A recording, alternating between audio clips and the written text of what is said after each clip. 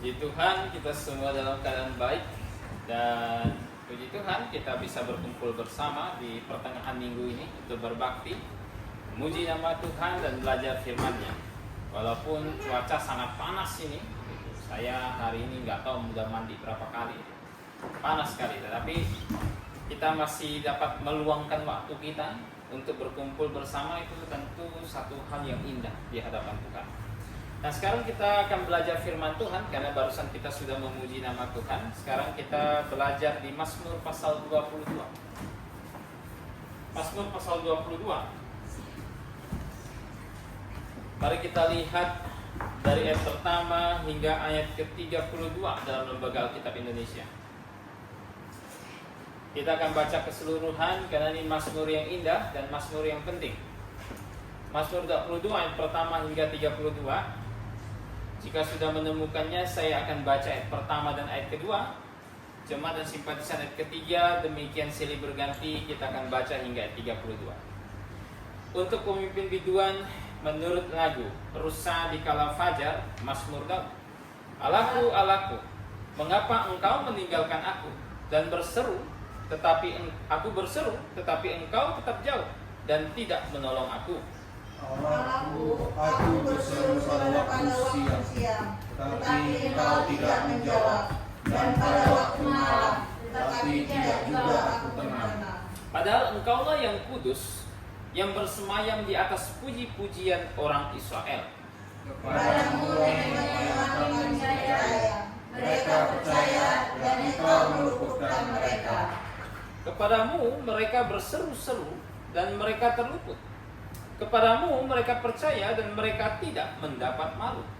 Tetapi hati ini gelap dan orang terang, celah bagi manusia dihina oleh orang banyak. Semua yang melihat aku mengolok-olok aku. Mereka mencibirkan bibirnya, menggelengkan kepalanya. Dia menyerah pada Tuhan, dialah dia yang meluputkannya, biarlah dia yang melepaskannya. Bukankah dia berkenan kepadanya? Ya, engkau yang mengeluarkan aku dari kandungan, engkau yang membuat aku aman pada dada ibuku. Kepadamu aku diserahkan sejak aku lahir, sejak dalam kandungan ibuku, engkaulah Allahku. Janganlah jauh daripadaku, sebab kesusahan telah dekat dan tidak ada yang menolong. Banyak lembu jantan mengerumuni aku, dan kematian dari sangkung aku. Mereka menganggarkan mulutnya terhadap aku seperti singa yang menerkam dan mengaum. Seperti air aku tercurah, dan segala tulangku terlepas dari sendinya. Hatiku menjadi seperti lilin, hancur runtuh di dalam dadaku. Kekuatanku kering seperti beling, lidahku melekat pada langit-langit mulutku, dan dalam debu maut kalau takkan aku.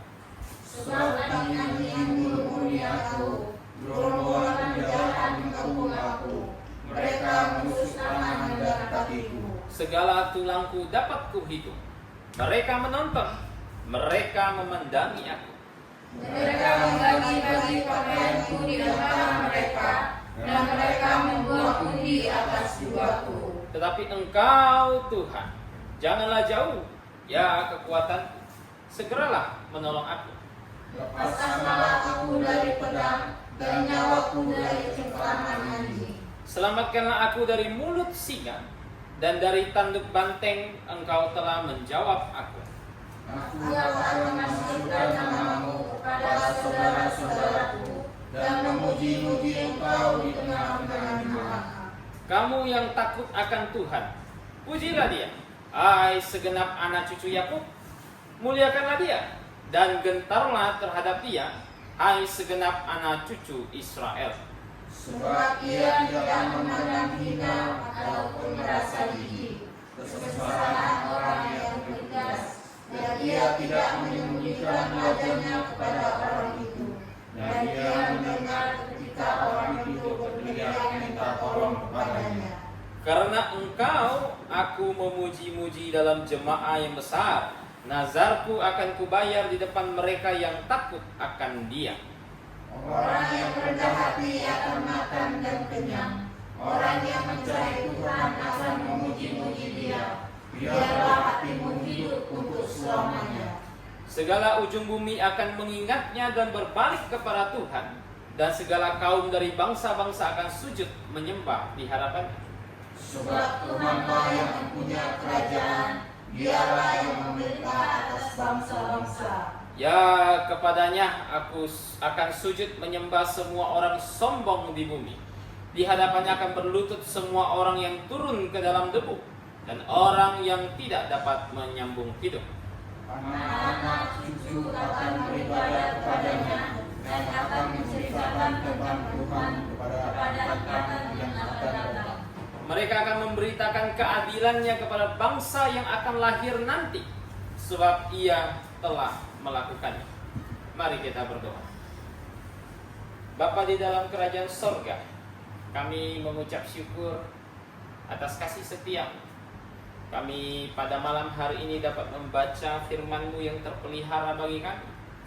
Dan kami tidak hanya berhenti sampai membacanya saja, tapi kami mau mempelajarinya. Bapa di sorga, kiranya Kau berikan kami hikmat, agar kami dapat memahami firman-Mu dengan benar dan tepat, agar kami semakin dewasa di dalam Tuhan kami ketika kami mempelajarinya. Terima kasih Bapa. Hanya di dalam nama Tuhan kami Yesus Kristus kami sudah berdoa dan mengucap syukur. Amin. Mazmur 22 ini mazmur yang sangat indah. Karena mazmur ini menceritakan dua poin penting dalam kehidupan Kristus. Mazmur ini menceritakan mengenai keadaan Kristus yang rendah dan juga peninggian dari Kristus Tuhan kita. Petrus sendiri katakan di dalam khotbahnya di bait suci, dia pernah berkhotbah dan memberitakan dua hal ini. Keadaan Kristus yang direndahkan dan keadaan Kristus yang ditinggikan. Dan semua nubuatan tersebut disampaikan oleh nabi-nabi Tuhan yang kudus. Dan Daud di sini merangkumkannya menjadi satu mazmur. Dan kita bisa membagi mazmur ini menjadi dua bagian. Keadaan ketika Kristus direndahkan dan keadaan ketika Dia ditinggikan. Maka dari sebab itu saya ingin mengajak kita belajar satu judul hari ini, yaitu perendahan dan peninggian Kristus. Seperti saya katakan, mazmur ini bisa dibagi dua, begitu. Dimulai dari ayat 1 sampai 21 itu berbicara tentang kematian Kristus, penyaliban Kristus. Begitu. Nanti akan dilanjutkan lagi di dalam ayat berikutnya sampai ayat terakhir, yang akan berbicara mengenai kerajaan Yesus Kristus, mengenai Kristus yang akan memerintah atas seluruh dunia ini. Begitu. Jadi dibagi dua, ayat 1 Koela ini sampai 22, begitu. Kalau dalam King James sampai 21, begitu. Nah, mazmur ini tadi saya katakan ini mazmur yang indah. Bahkan saking indahnya mazmur ini, ada satu komentator pernah berkomentar tentang mazmur ini. Dia ngomong begini, dekatilah mazmur ini dengan penuh hormat, katanya.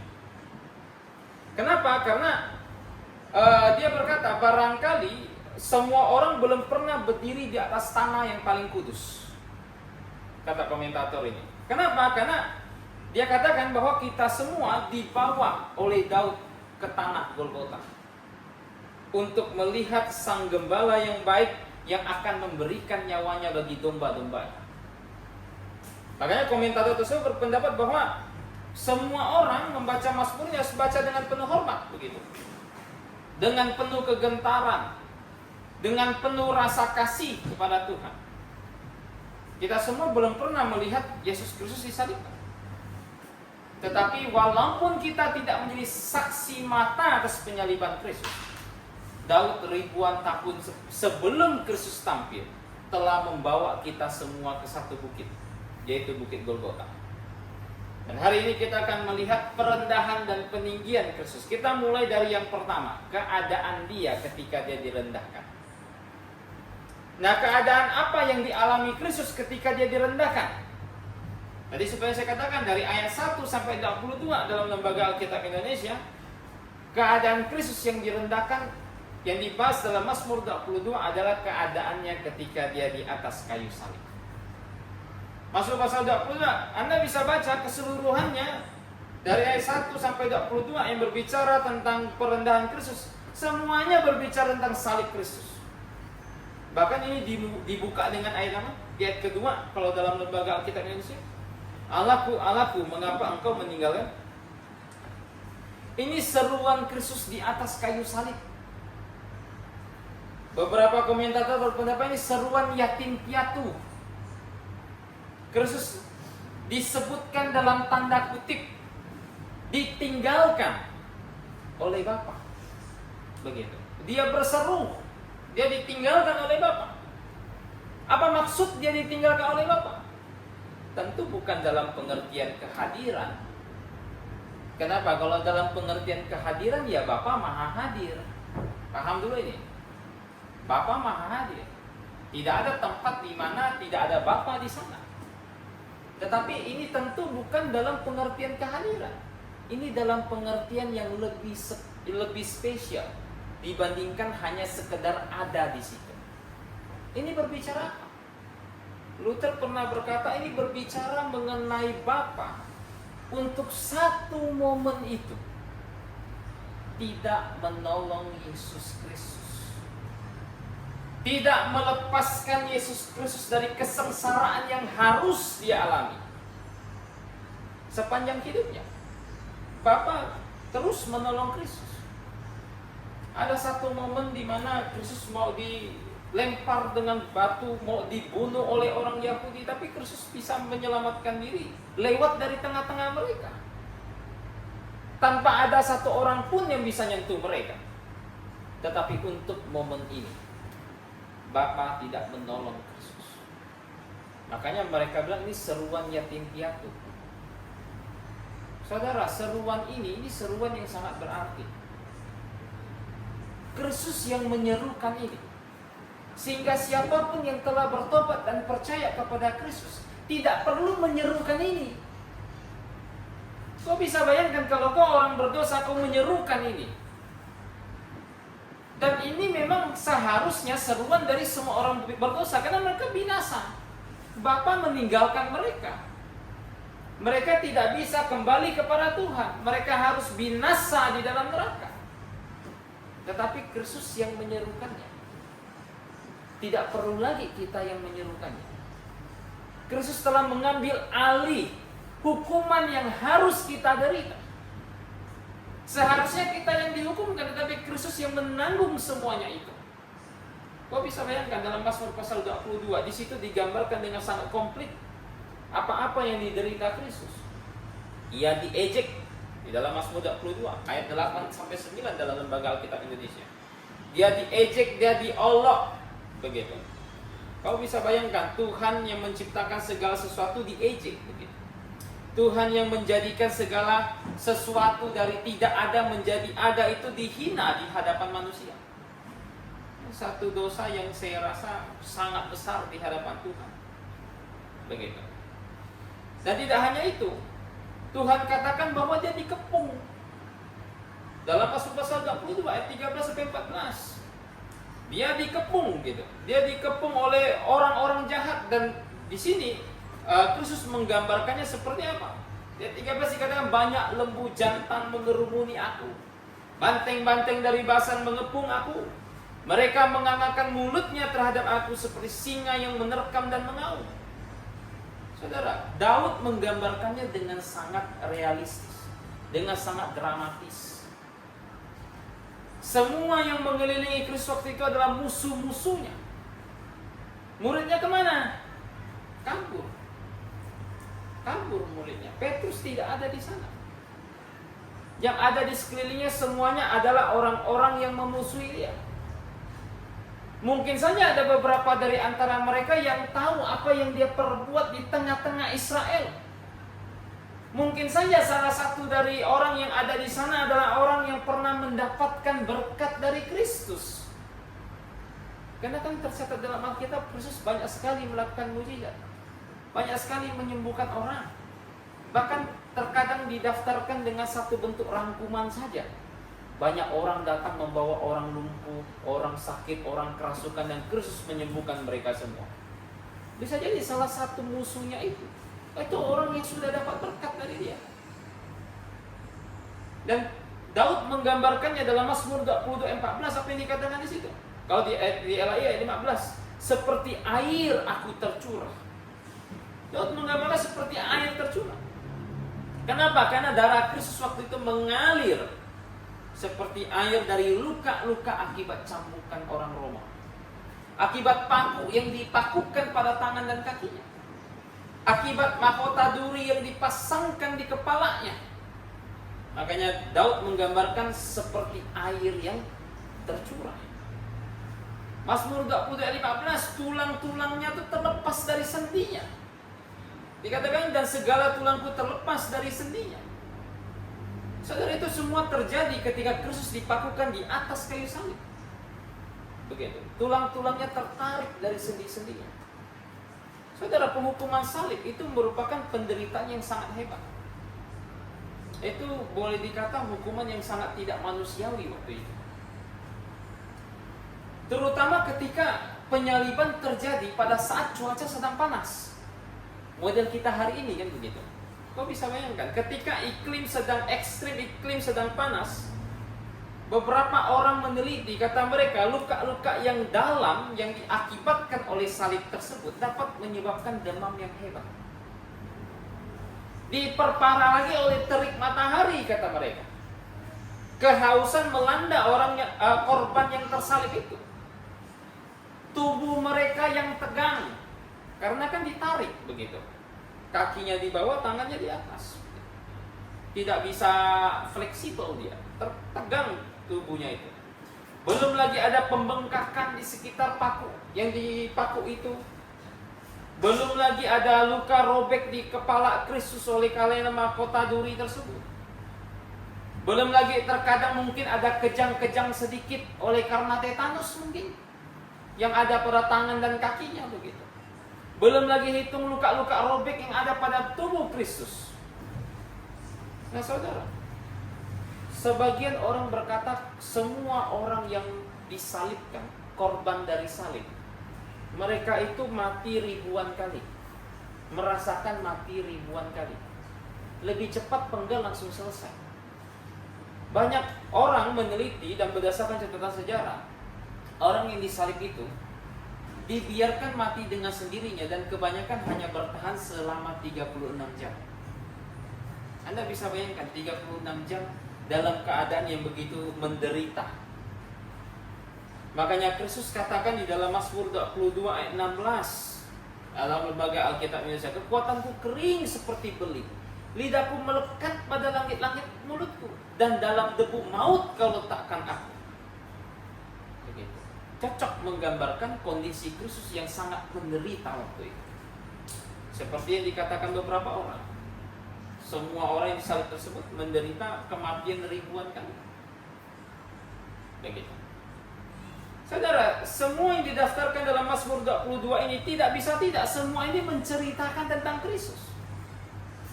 Hanya orang yang sangat buta saja yang tidak dapat melihat Kristus di dalam Mazmur 22 ini. Hanya orang yang sangat buta saja oleh ilah-ilah dunia ini yang tidak bisa melihat Kristus di sana. Orang Yahudi modern ini orang yang paling buta ini. Saking mereka ingin menyangkal bahwa Mazmur 22 berbicara tentang Mesias, mereka tafsir ulang Mazmur 22 mungkin. Karena kebiasaan mereka ketika banyak nubuatan yang berkaitan dengan Yesus, karena mereka membenci Yesus, mereka tafsirkan ulang semua nubuatan tersebut. Dan hanya orang buta yang tidak bisa melihat Kristus dalam Mazmur pasal 22 ini. Dan yang menjadi pertanyaan, untuk apa Kristus mengalami itu semua, kan begitu? Dia yang adalah Allah itu sendiri, yang kudus, yang berkuasa, namun meninggalkan kemuliaannya untuk sementara. Untuk apa begitu? Tidak lain tidak bukan untuk menyelamatkan semua orang berdosa, untuk menyediakan korban bagi semua orang berdosa. John Calvin pernah berkata bahwa kalau kamu bagian dari dunia ini, kalau kamu bagian dari dunia ini, maka Kristus pun mati bagi kamu. Luther pernah berkata, kalau kau manusia, kau bukan babi, kau bukan sapi, dan kau tinggal di dunia ini, Kristus pun mati bagi kamu. Untuk itulah Kristus datang. Nah saudara, jika demikian, maka apa yang harus kita respon atas kedatangan Kristus tersebut? Tidak ada sesuatu yang lebih baik selain daripada menerima korban tersebut, bertobat dan percaya kepadanya. Tidak ada yang lebih baik daripada ini.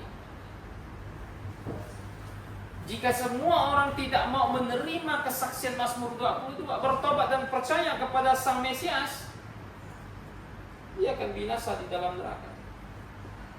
Dia yang akan berseru, Allahku, mengapa engkau meninggalkan aku? Karena memang dia orang berdosa. Begitu. Saudara, itu keadaan Kristus yang direndahkan. Tetapi keadaan Kristus tidak hanya berhenti sampai situ. Daud lanjutkan dalam Mazmur 22 ayat 23 sampai 32. Tidak hanya berbicara tentang perendahannya, tapi Daud membicarakan tentang peninggian dari Sang Mesias. Daud berbicara tentang apa? Berbicara tentang kerajaan yang penuh dengan kemuliaan. Kerajaan dari Sang Mesias. Saudara, Mazmur 22 ayat 22 merupakan titik balik dari titik perendahan Kristus.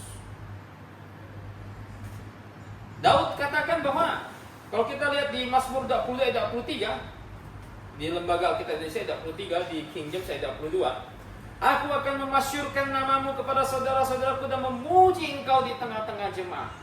Titik balik, begitu, dari apa yang dialami oleh Kristus. Saudara, pemazmur di sini kita bisa lihat dia melompat dengan sekejap dari kedatangan Tuhan yang pertama, dia lompat kepada kedatangan Tuhan yang kedua. Dia tidak hanya membawa kita sampai ke Bukit Golgota saja. Dia tidak hanya membawa kita sampai Bukit Kalvari saja, tapi dia membawa kita ke Bukit Zaitun, tempat di mana Kristus akan datang kembali menginjakkan kakinya di bumi. Dia membawa kita berjalan-jalan dari Kalvari sampai ke Zaitun. Dan di Bukit Zaitun kita melihat bagaimana Kristus datang kembali penuh dengan kemuliaan, datang untuk mendirikan kerajaan. Saudara, dikatakan di dalam Mazmur pasal 22 sangat komplit, kita nggak ada waktu untuk membacanya ulang. Kita bisa melihat bagaimana kerajaan ini digambarkan. Kerajaan ini digambarkan sebagai kerajaan yang penuh dengan kenikmatan. Daud katakan bahwa semua orang yang tinggal di situ akan makan sampai kenyang. Saudara, kemarin saya baru ngajar kisah para rasul. Kami bahas kisah rasul pasal 4 kemarin. Petrus berbicara tentang waktu kelegaan. Pasal 3, sorry. Kisah rasul pasal 3. Waktu kelegaan. Waktu kelegaan yang akan datang kepada bangsa Israel. Apa waktu kelegaan itu? Waktu kelegaan itu berbicara tentang hal yang sama dengan yang kita bahas hari ini, yaitu datangnya kerajaan Kristus. Saudara, dunia ini penuh dengan kerusakan. Dunia ini penuh dengan penderitaan. Dunia ini penuh dengan tangis. Bahkan nanti Tuhan akan menghukum dunia ini selama 7 tahun masa kesusahan. Dan itu belum terjadi tentunya. Dan pada saat itu semua dunia ini akan porak-poranda. Tuhan akan menanduskan dunia ini. Tetapi apa yang dikatakan dalam kitab Yeskiel, dunia yang tandus tersebut, ketika Tuhan datang kembali, Tuhan akan buat menjadi seperti Taman Eden. Tuhan akan pulihkan seperti Taman Eden. Kenapa? Karena Tuhan datang kembali. Dia mendirikan kerajaannya, kerajaan yang penuh kenikmatan. Tidak ada tangis di sana, tidak ada penderitaan di sana. Semua orang bisa hidup dengan damai. Semua orang bisa hidup dengan tentram, dengan aman. Begitu. Apa yang dirasakan dalam kerajaan Salomo itu hanya setitik dari cicipan kerajaan 1000 tahun. Dalam kerajaan Salomo emas aja udah nggak ada harga begitu, dibuat jadi perisai sama mereka. Begitu. Israel aman, kiri kanan tak ada yang serang. Tuhan memberikan keamanan yang begitu besar pada masa pemerintahan Salomo, tetapi itu hanya cicipan sedikit dari kerajaan Kristus. Kerajaan Kristus memiliki keamanan yang lebih aman, kedamaian yang lebih damai. Semua orang bisa memiliki, Alkitab gambarkan, memiliki pohonnya sendiri. Mereka bisa tinggal di bawah pohonnya sendiri. Artinya apa? Tidak ada yang mengganggu sama sekali. Tidak ada kejahatan. Dunia saat ini dipimpin oleh berbagai macam jenis manusia yang memiliki kepentingannya tersendiri. Tidak mementingkan kepentingan rakyat mungkin. Membuat kebijakan-kebijakan yang merugikan rakyat, membuat mereka semakin kenyang. Tetapi nanti akan berbeda. Ketika Kristus memerintah, Dia akan memerintah dengan satu hukum yang jelas. Dan hukum tersebut adalah hukum Tuhan. Dia akan menjadi hakim yang adil waktu itu. Dan Tuhan katakan itu akan menjadi kerajaan yang penuh dengan nyanyian, penuh dengan pujian. Karena Kristus akan memimpin mereka untuk bernyanyi, akan memimpin mereka untuk bernyanyi di hadapan Tuhan. Daud akan memimpin mereka. Itu menjadi kerajaan yang sangat indah, kerajaan yang akan diwarisi oleh orang-orang yang takut akan Tuhan. Karena Daud sendiri katakan dalam Mazmur ini, mereka adalah orang-orang yang takut akan Tuhan, di ayat 26 sampai 27.